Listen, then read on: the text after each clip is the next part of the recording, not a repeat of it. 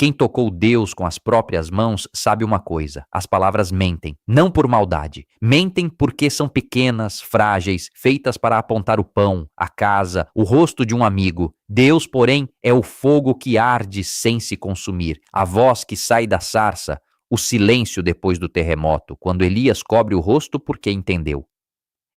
E, no entanto, o homem fala. Precisa falar. Porque se você não dá um nome àquilo que o despertou no meio da noite, se não o chama de algum modo, esse fogo se apaga, vira lembrança, nostalgia, talvez ilusão. Então os judeus fizeram algo ousado, deram nomes àquele que não pode ser nomeado. Não um, mas muitos. Adonai, meu Senhor. Elohim, que já é plural na gramática, como se a própria língua tremesse diante da imensidão. E depois o tetragrama sagrado, aquelas 4 letras que ninguém ousava pronunciar, o nome que é sopro, que é o próprio ser. Os muçulmanos contaram 99 nomes para Alá, 99 maneiras de dizer o indizível, o misericordioso, o justo, o paciente, o soberano. 99 porque 100 seria demais. O 100º nome, diz a lenda, só os camelos conhecem, e por isso caminham com aquele ar de quem sabe. Os cristãos, por sua vez, ficaram em 3: Pai, Filho, Espírito. 3 nomes, 3 pessoas, Trindade. Mas o que significa pessoa? Em latim, persona é máscara. A que os atores usavam no teatro com a boca larga para amplificar a voz. A máscara não esconde, revela. Revela o personagem, o papel, a verdade que o ator precisa comunicar. As 3 pessoas da Trindade são as máscaras de Deus, os modos pelos quais o mistério se deixa ver, se deixa tocar, se deixa amar. Não são 3 deuses. Isso precisa ser dito com clareza, porque a confusão é tão antiga quanto o cristianismo. Os romanos acusavam os cristãos de ateísmo porque não sacrificavam aos deuses. Depois, quando perceberam que os cristãos adoravam alguém, imaginaram que fossem 3, Pai, Filho, Espírito, 3 deuses, certo? Não, um só. Mas um que transborda, um que não pode ser contido em um único nome, em uma única imagem, em uma única experiência.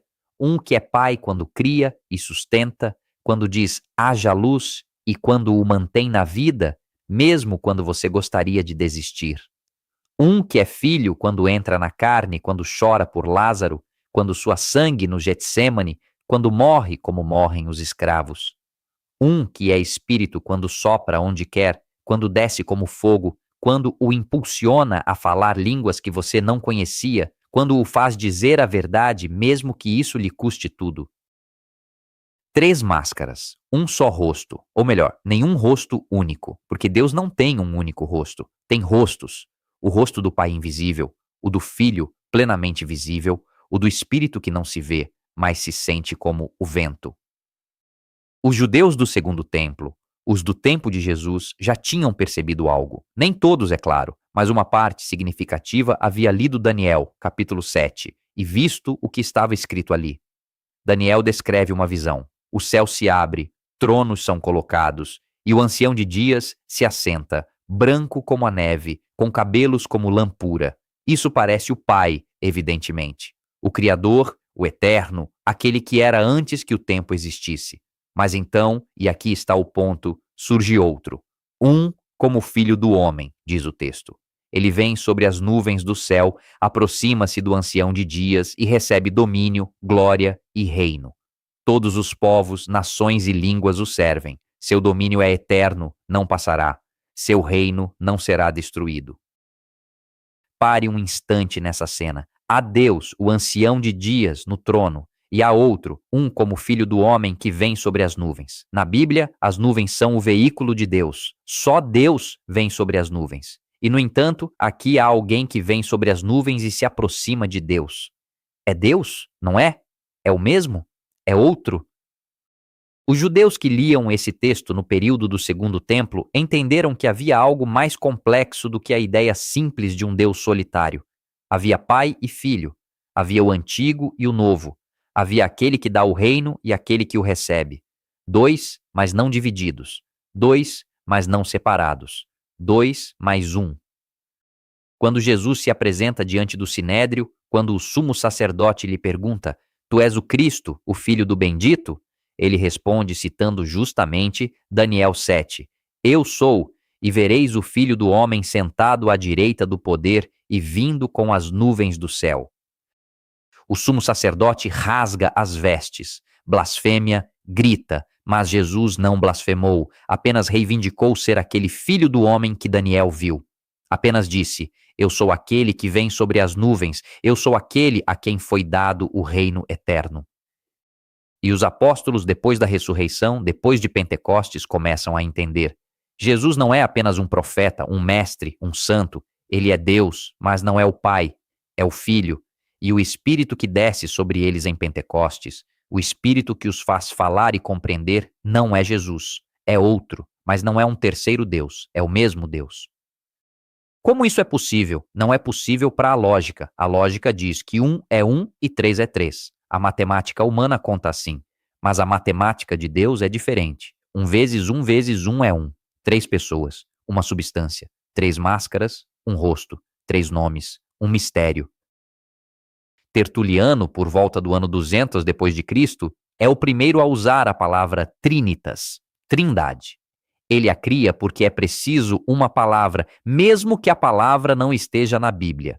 É preciso uma palavra para dizer aquilo que os cristãos experimentam, que Deus é Pai quando oram, Filho quando o encontram, Espírito quando são transformados. É preciso uma palavra para afirmar que esses três não são três deuses, não são três aparições temporárias, não são três partes de um todo, são três pessoas, três relações, três modos eternos de ser o único Deus. Tertuliano não inventa um conceito, ele revela o que já está ali. Quando Jesus diz, eu e o Pai somos um, ele está dizendo a Trindade. Quando diz, o Pai é maior do que eu, está dizendo a Trindade. Quando promete, eu lhes enviarei o Espírito, está dizendo a Trindade. Quando os apóstolos batizam em nome do Pai, do Filho e do Espírito Santo, estão vivendo a Trindade. Tertuliano apenas dá nome ao que já está vivo. E esse nome, Trindade, torna-se imediatamente objeto de debate. Os cristãos discutem por séculos sobre como expressar corretamente esse mistério. Alguns dizem, são três deuses. Não, respondem outros, é um só. Outros dizem, então são três modos de aparecer, três máscaras que Deus usa alternadamente. Não, respondem outros, são três pessoas eternas, sempre existentes.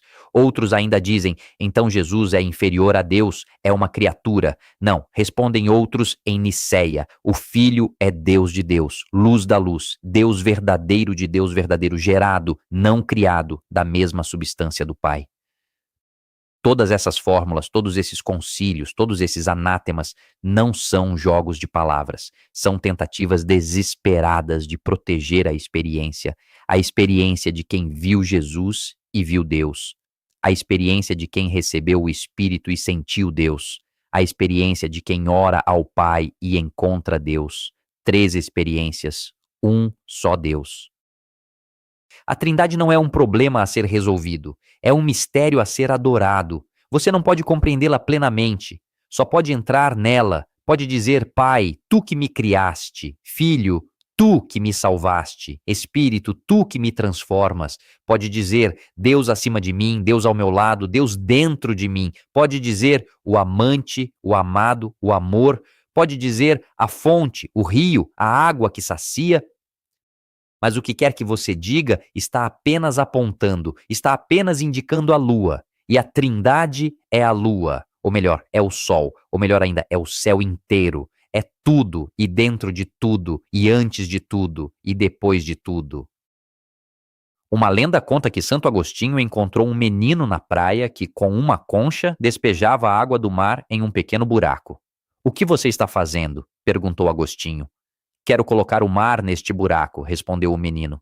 Isso é impossível, disse Agostinho. Assim como é impossível para você colocar a Trindade na sua cabeça, respondeu o menino, e desapareceu. Era um anjo, talvez. Era a voz de Deus, certamente.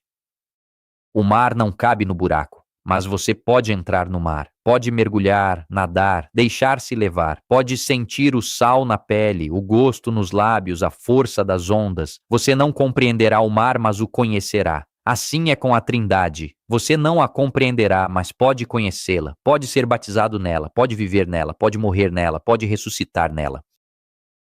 No fim, a Trindade diz algo simples: Deus não é solidão, Deus é relação, Deus é amor. E o amor precisa de pelo menos dois. O Pai ama o Filho desde toda a eternidade. O Filho ama o Pai desde toda a eternidade. E esse amor é tão real, tão vivo, tão poderoso que é uma pessoa, o Espírito. O amor que une não é um sentimento, é uma pessoa. Por isso a Trindade não é um problema de matemática, é a revelação de quem Deus é. Deus não é um soberano solitário que em algum momento decide criar por tédio ou necessidade. Deus já é desde a eternidade uma família, uma comunhão, uma dança. Os padres gregos chamavam isso de pericórese, a dança circular em que os três se movem juntos, entram um no outro, se contêm mutuamente, não por confusão, mas por amor. E quando crias o homem, o crias à tua imagem. Imagem de quê? Imagem da Trindade. Não a imagem de um Deus solitário, mas de um Deus que é relação. Por isso não é bom que o homem esteja só. Por isso você foi feito para amar. Por isso, quando ama de verdade, quando sai de si mesmo para dar vida a outro, quando se torna pai ou mãe ou amigo ou esposo, está imitando Deus, está vivendo a Trindade. 3 nomes para um mistério. 3 pessoas para um amor: Pai, Filho, Espírito. Um só, um que transborda, um que não fica parado, que não fica em silêncio, que não fica sozinho, um que cria, salva e santifica, um que está acima de tudo, em tudo e através de tudo. Trindade, a palavra que não está na Bíblia, mas que a Bíblia respira do Gênesis ao Apocalipse, o mistério que ninguém viu plenamente e que ainda assim todos tocaram, o nome impossível do único Deus.